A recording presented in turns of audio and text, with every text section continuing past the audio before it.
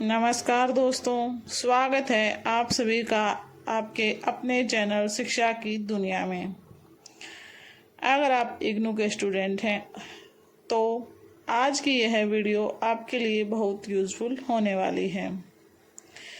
इस वीडियो में मैं आपको असाइनमेंट के आंसर नहीं बल्कि असाइनमेंट से जुड़ी हुई इम्पोर्टेंट जानकारी दूंगी जो असाइनमेंट को तैयार करने से लेकर सबमिट करने तक आपके बहुत काम आएगी। साथ के साथ आप इस सोल्ड असाइनमेंट को देखिए और अपनी असाइनमेंट कॉपी को कंप्लीट कीजिए। वीडियो को पूरा ज़रूर देखिए क्योंकि आज हम जानने वाले हैं जैसे कि असाइनमेंट क्वेश्चन पेपर कहाँ से डाउनलोड करना है, सही असाइनमेंट कैसे पहचानना है और असाइनमेंट का फ्रंट पेज कैसे तैयार करना है, असाइनमेंट लिखते समय किन किन बातों का ध्यान रखना है और असाइनमेंट सबमिट करने से पहले कौन कौन सी चीज़ें चेक करनी हैं। तो दोस्तों चलिए वीडियो को शुरू करते हैं। सबसे पहले जानते हैं असाइनमेंट क्या होता है। इग्नू में प्रत्येक कोर्स के लिए असाइनमेंट दिया जाता है। असाइनमेंट में दिए गए क्वेश्चन के आंसर स्टूडेंट को निर्धारित निर्देश के अनुसार तैयार करके जमा करने होते हैं। असाइनमेंट के मार्क्स भी आपके एकेडमिक असेसमेंट का हिस्सा होते हैं, इसलिए इसे केवल फॉर्मल वर्क समझकर इग्नोर आपको नहीं करना है। यह आपके फाइनल मार्क्स में अच्छा खासा वेटेज रखते हैं। हालांकि असाइनमेंट के मार्क्स और वेटेज कोर्स के अनुसार अलग अलग हो सकते हैं। सभी कोर्स कोड के अलग अलग हो सकते हैं, किसी किसी कोर्स कोड का अलग अलग होता है वेटेज असाइनमेंट के मार्क्स का।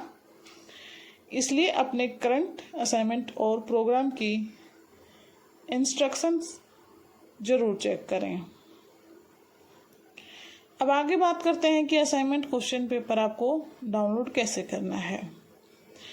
इग्नू की ऑफिशियल करंट असाइनमेंट पोर्टल पर जाना है, जहां आप अपने प्रोग्राम और कोर्स के अनुसार असाइनमेंट खोज सकते हैं।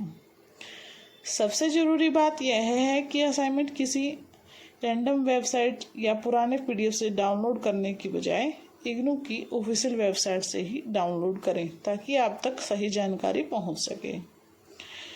इग्नू के करंट असाइनमेंट पेज पर प्रोग्राम कोड या फिर अपना कोर्स कोड से सर्च करने की सुविधा उपलब्ध है।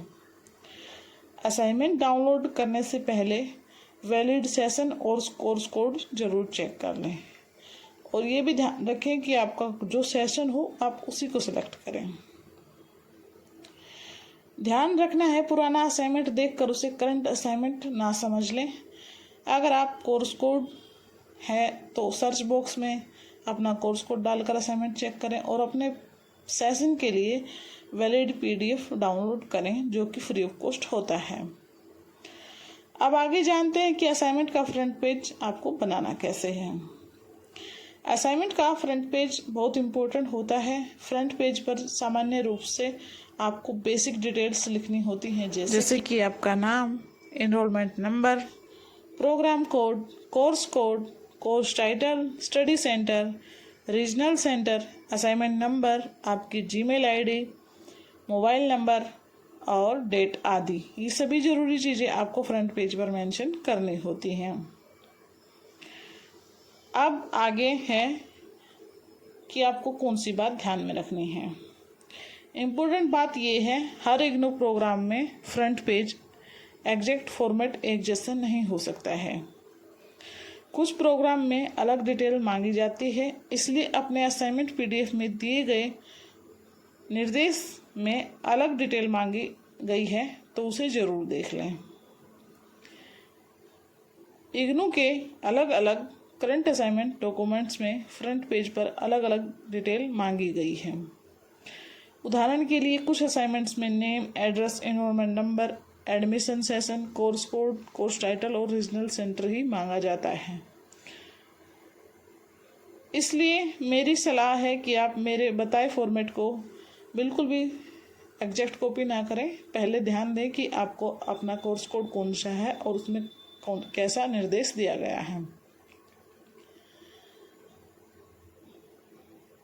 अब असाइनमेंट लिखते समय किन किन बातों का ध्यान रखना है वो जानते हैं।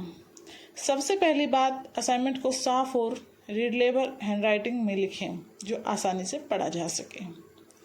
दूसरी बात है, हर असाइनमेंट के लिए अलग शीट रखें और पेज को कोर्स वाइज व्यवस्थित रखें। तीसरी बात है, क्वेश्चन नंबर क्लियर लिखें और असाइनमेंट पीडीएफ में दिए गए निर्देश के अनुसार ही आपको आंसर लिखना है। निर्देश का मतलब है कि जैसे किसी में आपसे 500 वर्ड मांगा जाएगा, किसी में 400 भी हो सकता है। ये कोर्स कोड के अनुसार चेंज हो सकता है। किसी में 800 वर्ड्स भी मांगे जाते हैं, 100 वर्ड्स भी मांगे जाते हैं, 250 भी मांगे जाते हैं। इसलिए आपको जो आंसर लिखना है ना, अपने निर्देश के अनुसार ही तैयार करना है। चौथी बात है, जहाँ जरूरी हो वहाँ हेडिंग और इम्पोर्टेंट पॉइंट्स को अंडरलाइन कर सकते हैं। पांचवी बात पर आते हैं, असाइनमेंट को जल्दबाजी में पूरा नहीं करना है। सबमिट करने से पहले असाइनमेंट दोबारा चेक कर लेना है ताकि आपसे कोई गलती ना हुई हो, बीच में कोई पेज मिस ना हो, आगे पीछे ना हो गया हो। ज़्यादा कटिंग है तो आप उसे पेज को हटाकर दोबारा से लिख दें। हाँ, जब आप असाइनमेंट लिखें तो आपको ब्लैक और ब्लू पेन का इस्तेमाल करना है और A4 साइज शीट का इस्तेमाल करना है। इसके लिए हम आगे बात करेंगे। इग्नू की गाइडलाइन में A4 paper, margin, question number और नीट प्रेजेंटेशन जैसी बातों का उल्लेख मिलता है, लेकिन पेपर साइज और एग्जैक्ट फॉर्मेटिंग प्रोग्राम की निर्देश के अनुसार अलग हो सकती है। इसलिए हमेशा अपने असाइनमेंट पीडीएफ को सेव करें और उसमें जो निर्देश दिया गया है उसी को फॉलो करें।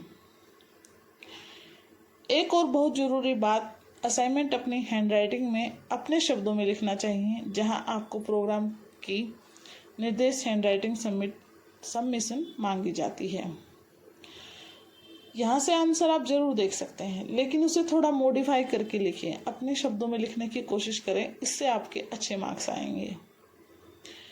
किसी दूसरे स्टूडेंट का असाइनमेंट बिल्कुल भी कॉपी नहीं करना है। इग्नू के कई करंट असाइनमेंट गाइडलाइंस में कॉपी को लेकर स्पष्ट निर्देश दिए गए हैं।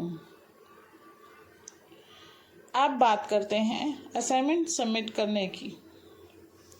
असाइनमेंट तैयार होने के बाद उसे कहाँ सबमिट करना है, यह आपके प्रोग्राम और रीजनल सेंटर की करंट इंस्ट्रक्शंस पर डिपेंड कर सकता है। कहीं फिजिकल सबमिशन की व्यवस्था होती है और कुछ रीजनल सेंटर में ऑनलाइन सबमिशन के लिए लिंक दिया जाता है। इसलिए आपके स्टडी सेंटर की गाइडलाइन जरूर देख लें। सिर्फ पुराने यूट्यूब वीडियो को जानकारी पर डिपेंड आपको नहीं रहना है। किसी भी पुराने वीडियो की जानकारी आप अगर रखते हैं तो एक बार नई वीडियो देख लें या फिर अपने जो स्टडी सेंटर हैं वहाँ पर पता कर लें। अपने रीजनल सेंटर की लेटेस्ट नोटिस आपको ज़रूर चेक करनी है, चाहे वो किसी भी बारे में हो। अगर ऑनलाइन सबमिशन की सुविधा दी गई है तो पीडीएफ बनाते समय रीजनल सेंटर की निर्देश को ध्यान में रखना है और उसको फॉलो करना है। कुछ रीजनल सेंटर निर्देश में कोर्स वाइज सिंगल पीडीएफ और फर्स्ट पेज पर स्टूडेंट डिटेल्स जैसी रिक्वायरमेंट्स दी गई है।